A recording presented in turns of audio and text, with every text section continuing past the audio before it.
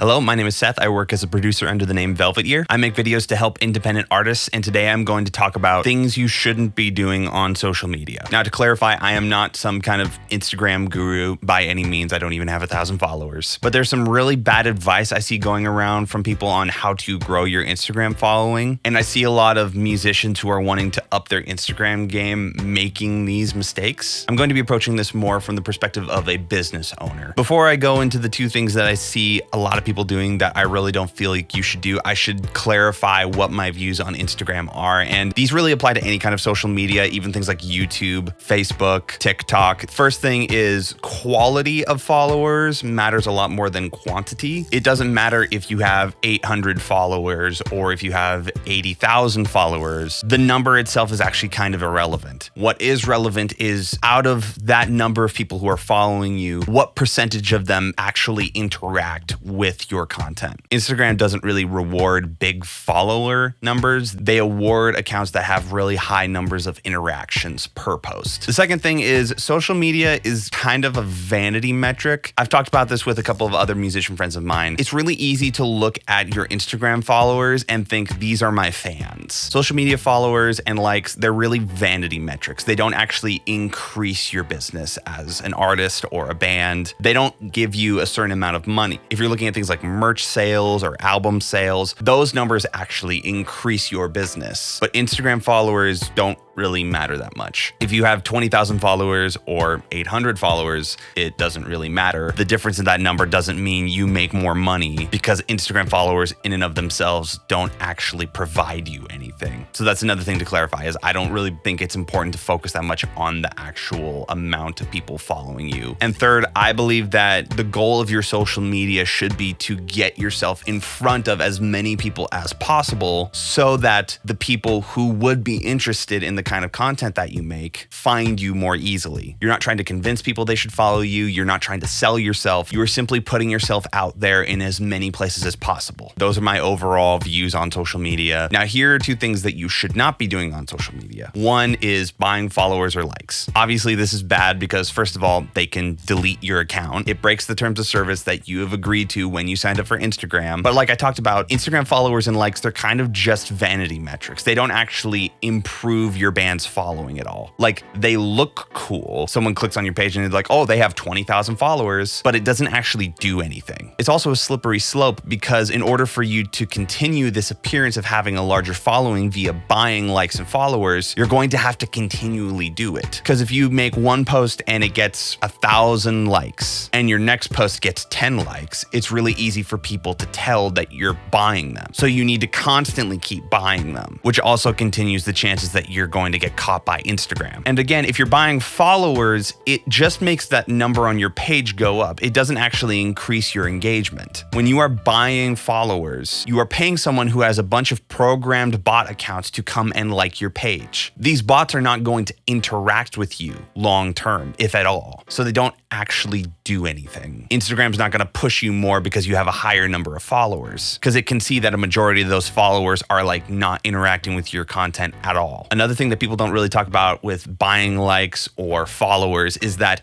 Instagram knows that people are doing this. They are constantly on the search for how to shut down bot accounts or how to detect fake likes. They are very active in trying to develop new ways to catch people who are doing this because it decreases the value of their brand. So even if there is a way to buy likes or buy bot followers and it's safe right now, that doesn't mean it's always going to be safe. Long story short, Instagram's owned by Facebook. Don't mess with Facebook. The second thing is spam interactions. You want to make sure that no one wants to interact with your account long term. Make sure you spam them after they show the slightest amount of interest in your account. I'll just provide a couple of examples so you can see what I'm talking about. There was a metal band in Seattle that I followed who a friend of mine did some work for, and I liked some of their stuff, so I followed their account. And a few minutes after I followed their account, I got this giant DM that was obviously a copy and pasted message, and it was this whole spiel about, hey man, thank you for following our page. We've been working on our new album for a long time. We really believe in it. We'd really appreciate it if you would pre-save it and you would do this and follow us on here and here and here. And this giant wall of demands. And you want to know what I did? I immediately unfollowed them and blocked them. No one enjoys those kind of interactions. I also see this all the time when I'm liking a musician's page or even just a post sometimes. I'll see someone playing piano, I'll leave a like and be like, sounds great, man. And then I will either get a DM or a comment reply going, hey, thank you so much. I have new music coming out soon. You should check it out on here and here and here. And it's like, there's no bigger turnoff you can give to somebody than doing that to every person who shows a little bit of interest. You're not maximizing your reach because it's making people who would have previously interacted with your account long-term unfollow you. Your Instagram followers are not your email list. They have not committed to anything long-term. They're not your diehard fans. They are just people following you. If you want to know how to reach out to people correctly, I highly recommend you read Dale Carnegie's How to Win Friends and Influence People. But yeah, those are the two main things that I see people doing that kind of need to stop. So yeah, I hope that clears everything up. If you found this video helpful, please leave a like down below so that I can see what kind of videos you guys find more useful. If you want me to do a specific video on a topic, please leave it in the comments down below. I'd love to do a video on it. I post one of these videos every Tuesday, so if you enjoy this kind of content, please hit subscribe and hit the little bell icon. I also just started a bi-weekly newsletter where I write articles for independent artists about the music business, artistic self-development and mental health, songwriting tips, productivity for creatives, and a lot more. Link is in the description down below. Have a great day. Now go make something cool.